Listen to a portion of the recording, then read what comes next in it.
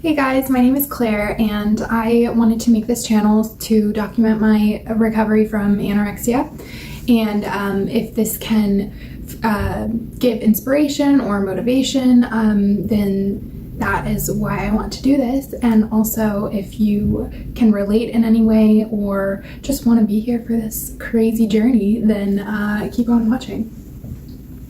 So today, first thing I want to talk about is motivation and what's keeping me motivated, especially in this weird, crazy time where we're all in quarantine, we're all alone with our thoughts, and the eating disorder can be very sneaky and try and slip back in when you have so much time where you're isolated, if you're not with other people to keep you accountable. What's been keeping me going through recovery, by the way, a little backstory, I've been in recovery for about 3 months now, since January. It's now April actually, so well, I would say mid-January. Anyways, about 3 months, and so it's been a crazy journey. I might do like a story of how I got to where I am right now.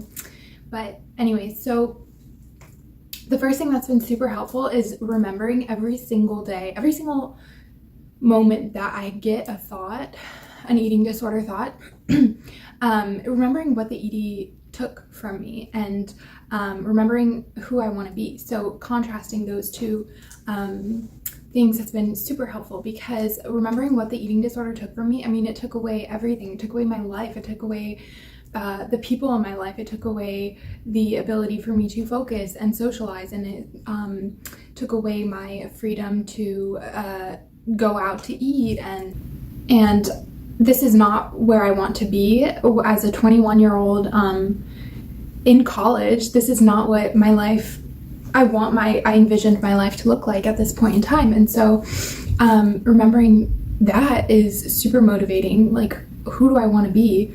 I've taken this time as an opportunity to like look within and figure out like, okay, I am not my eating disorder. My eating disorder has made me believe that I care about what I look like, about beauty standards, but that's not who I am. I value the people in my life. I value experiences, adventures, traveling, and I've kind of gotten lost with this, within this eating disorder, and so remembering that and who I want to be and who I want to return to, is super helpful, because when you have an eating disorder, it doesn't just affect your physical body. I mean, sometimes it doesn't even at all. Like you can, not be underweight or whatever, and still have anorexia. So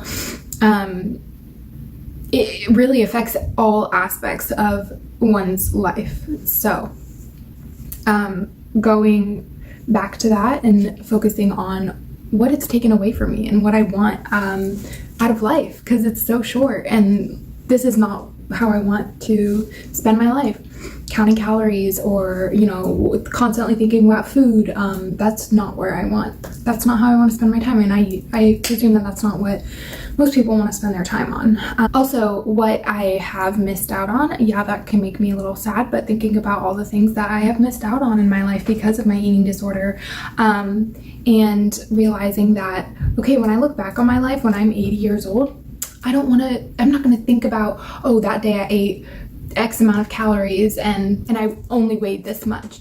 Like, that's just not what I want to think about. I don't want to, that's not what I'm going to remember from those moments. I'm going to remember, oh, I was too sick to remember that moment with my grandma. Also, I think about all the progress that I have made in this short amount of time. I mean, really, it is the short amount of time that I've been in recovery, and I've already made so much progress. I already feel so much better, so much more free. And just thinking that this is not the end. Like, there is so much more progress to be made, and how good that can make me feel. So that's been super helpful, is knowing that things can only go up from here. Yeah, there's going to be bumps in the road, of course, as with any type of journey, but in the end, the long term, this is going to get me to where I want to go. Another thing that's been super helpful is listening to people who are recovered and who are on the other side of this. This just confirms that there is another way. There is life on the other side. and you can have food freedom and body neutrality and life. Like ultimately that's what we all want, right? So listening to people who have that and seeing how they got there has been super helpful for me. And another thing that's like a more practical tip is making eating times pleasurable. For me right now, I'm completely isolated. I'm alone in the city in my apartment, which is fine, but something that has helped me is like putting on jazz music while I'm cooking, or putting on a nice podcast, anti-diet podcast. The Food Psych is really good.